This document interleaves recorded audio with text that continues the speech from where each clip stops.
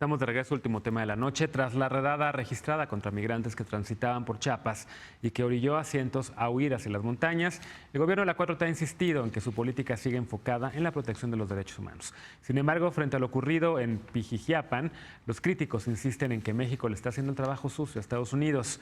En lo que va de abril ya se han deportado a 15,000 migrantes indocumentados. ¿El gobierno mexicano terminó de facto con su postura de auxilio humanitario o el flujo de migrantes rebasa a las autoridades y es necesario poner frenos? Veamos el contexto.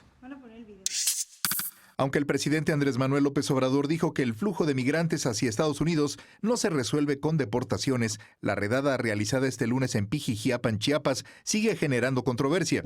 Tenemos que buscar la solución sin confrontarnos, sin pleitos, protegiendo a los migrantes. Según imágenes y testimonios, los migrantes fueron perseguidos y obligados a subir a camionetas del Instituto Nacional de Migración para ser trasladados a la estación migratoria de Tapachula. Entonces no quisieron registrarse y aparentemente también hubo agresión por parte de este grupo de personas hacia los agentes migratorios. La agencia Associated Press informó que los agentes instaron a los migrantes a descansar y que cuando se reagruparon para continuar su caminata fueron detenidos. Las autoridades mexicanas dijeron que México no ha cambiado su política migratoria e insistieron en que todos los migrantes deben registrarse. Olga Sánchez Cordero reiteró que se ha detectado un comportamiento inédito en el flujo migratorio. A fines de marzo anunció la llegada de una caravana madre integrada por 20,000 personas. Tanto el gobierno de Honduras como activistas y organizaciones migrantes negaron una caravana de estas dimensiones. Sánchez Cordero reconoció que no ha llegado la llamada caravana madre, aunque sí otras 6, integradas por más de 2,000 personas cada una, unas 12,000 en total. Vía Twitter, el presidente de Estados Unidos, Donald Trump, advirtió también que una caravana con más de 20,000 personas se dirigía a su país y demandó a México a detenerlos para no verse obligado a cerrar su frontera.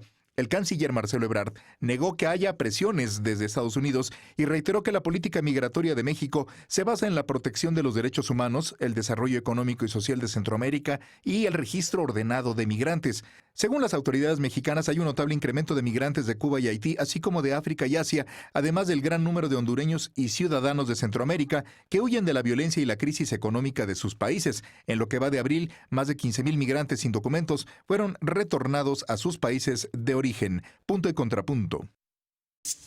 A ver, tercer tema. Ayer lo platicábamos con sus colegas de lunes y miércoles, hoy es jueves, con sus colegas de lunes y miércoles, y yo prometí ayer que lo íbamos a retomar porque creo que da para mucho. Hoy el presidente le contestó de una manera, me parece, adecuada al presidente Donald Trump, y digo adecuada sin confrontar, como decía en la conferencia mañanera, no haciendo política, digamos, diplomacia de confrontación, sino más bien tratando de conciliar. Los dichos de Donald Trump evidentemente han causado muchísima turbulencia en la relación bilateral, pero en los hechos, México, para muchos críticos, para muchas personas que estamos viendo lo que está ocurriendo, pues sí está haciéndole trabajo, o parece que le está haciendo trabajo a Estados Unidos con estas deportaciones. Decíamos que eran ya más de 15,000.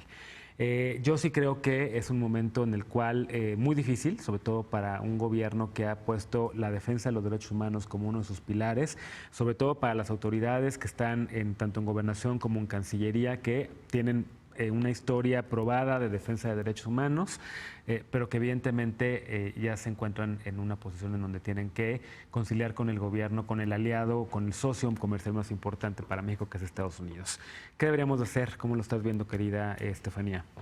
Bueno, yo creo que es complicado de parte del Estado regular una crisis así de migración, y me refiero no a México, sino de otros países. Creo que hace falta cooperación, un país que se enfrenta a este fenómeno solo, porque la verdad es que es así.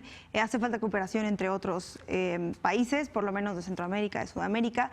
Se había hablado, y el presidente ya lo había dicho muchas veces, que digamos, la manera de resolver esto, que obviamente no es a corto plazo, sino a largo plazo, es una cooperación regional. O sea, digamos, invertir en otros países y que crezca la economía y esto.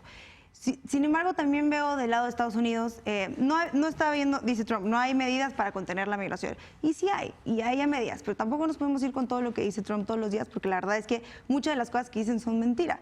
También creo que la falta de vías legales para acceder al país digamos, influye. Creo que en cuanto cruzas la frontera a México, tendría que haber ya por lo menos un proceso legal que te acompañe durante el camino hasta que llegues a la frontera, si quieres cruzar la línea o no, o te quieres quedar acá.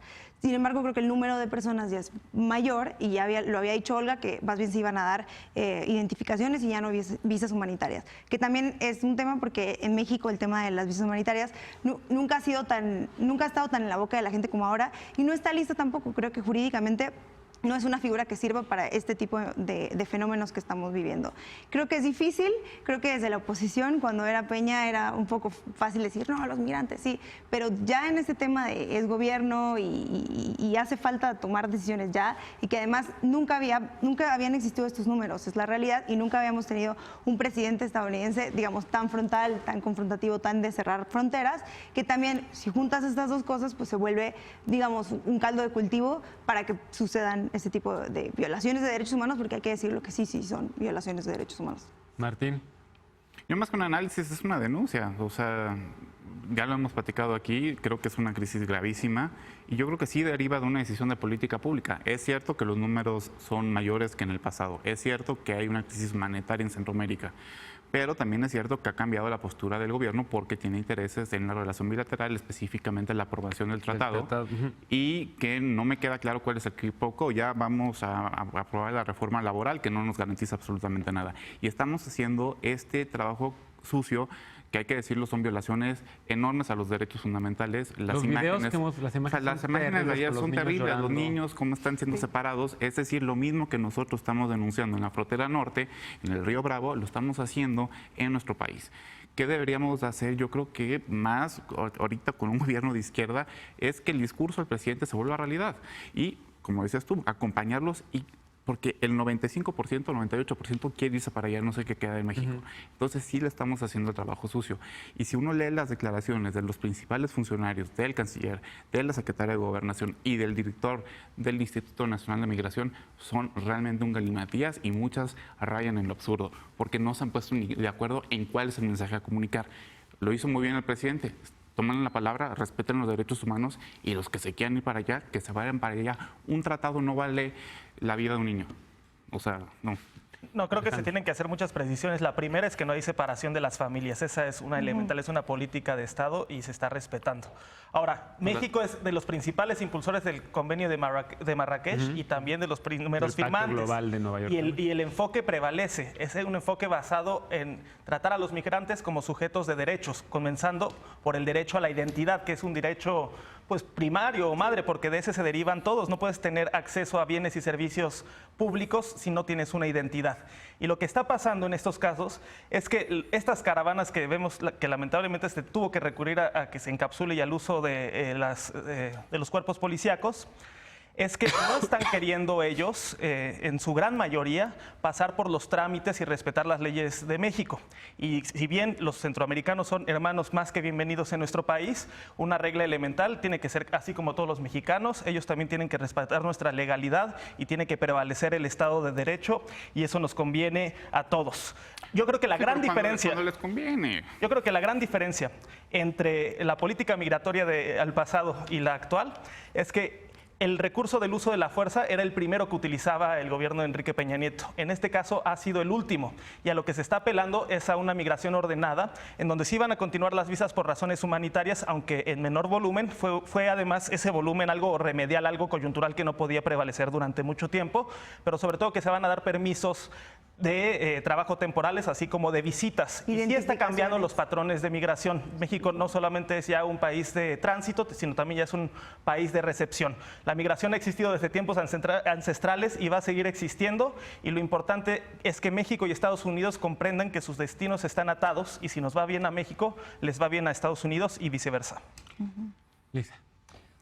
Pues tres cosas. La primera es el tema del cambio de la política de visado, ¿no? Que según los reportes del New York Times lo que hace es contener a los migrantes en los estados del sur y ya no están facilitando el tránsito por el territorio nacional para que lleguen a la frontera norte, lo cual a aquellos que sí deciden continuar su trayecto por México hacia Estados Unidos, pues les incrementa exponencialmente los riesgos de victimización, no solo por el mismo cansancio y la implicación que tiene viajar familias enteras durante kilómetros y kilómetros kilómetros a pie, sino porque sabemos que el crimen organizado en México también se dedica también ya al tráfico de migrantes. Entonces hay ahí un cambio de política que yo creo que deberíamos estar monitoreando muchísimo más de cerca, saber si esto es en realidad una respuesta directa al endurecimiento de la posición de Estados Unidos vis a vis México por este tema que le molestaba muchísimo a Estados Unidos, que era facilitar los camiones, ¿no? Que llevaban a las personas por carreteras hacia el punto fronterizo, todas aquellas que no querían recibir las visas humanitarias y que no habían aceptado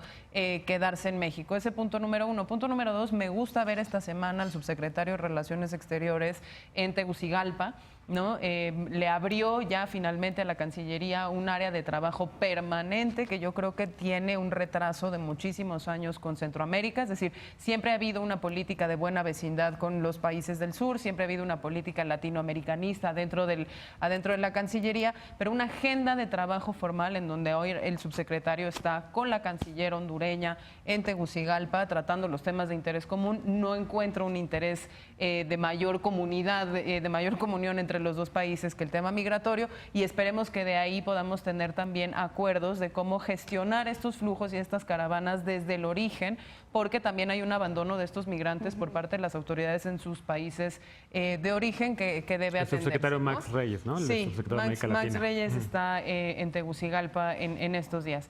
Y la última cosa que a mí me entristece muchísimo como ciudadana mexicana es que pues parece que nuestra paciencia dura muy poquito, ¿no? También el New York Times cabeceaba una de sus notas sobre el tema de migración, como se acabó la recepción y la bienvenida de los mexicanos a los migrantes hondureños, se acabó la política de hermano centroamericano, porque evidentemente frente a la carencia y a la presión que ponen sobre los servicios públicos en los pueblos, en las ciudades, en los estados en los que paran, pues sí empieza a haber ya una exasperación de la ciudadanía, particularmente en Chiapas, donde paran todas estas personas, donde están los albergues, que empiezan a demandar el por qué se les da preferencia a estos migrantes sobre sus propias necesidades, y aunque hay que tener un mínimo de empatía con esas comunidades, no debe ser fácil recibir esos flujos de personas.